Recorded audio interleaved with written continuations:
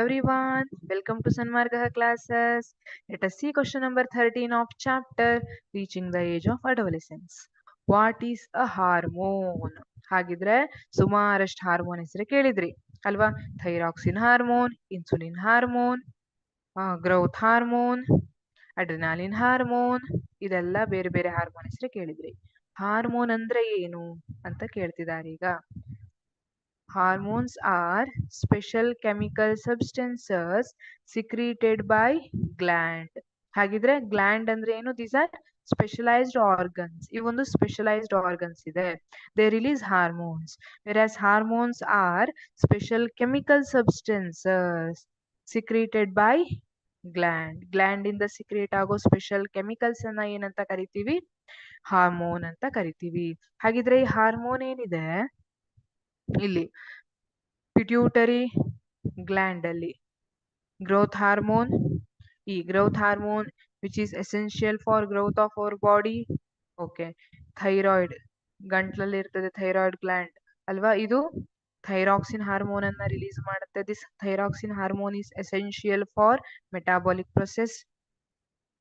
ಆಮೇಲೆ ಪ್ಯಾಂಕ್ರಿಯಾಸ್ ನೋಡುವ. Pancreas secretes insulin. ಇದು ಬ್ಲಡ್ ಅಲ್ಲಿ ಶುಗರ್ ಲೆವೆಲ್ ಅನ್ನ ರೆಗ್ಯುಲೇಟ್ ಮಾಡುತ್ತೆ. ಆಮೇಲೆ ಇಲ್ಲಿ ಅಡ್ರಿನಲ್ ಗ್ಲ್ಯಾಂಡ್ ಅಲ್ವಾ, ಅಡ್ರಿನಾಲಿನ್ ಹಾರ್ಮೋನ್ ಅನ್ನ ರಿಲೀಸ್ ಮಾಡುತ್ತೆ. ಕಿಡ್ನಿ ಮೇಲ್ಭಾಗದಲ್ಲಿ ಇರುತ್ತೆ, ಎರಡೂ ಕಡೆ ಅಡ್ರಿನಲ್ ಇರುತ್ತೆ. ಇದು ಎಮರ್ಜೆನ್ಸಿ ಸಿಚುವೇಶನ್ ಅಲ್ಲಿ ಬಾಡಿಯನ್ನ ರೆಡಿ ಮಾಡುತ್ತೆ.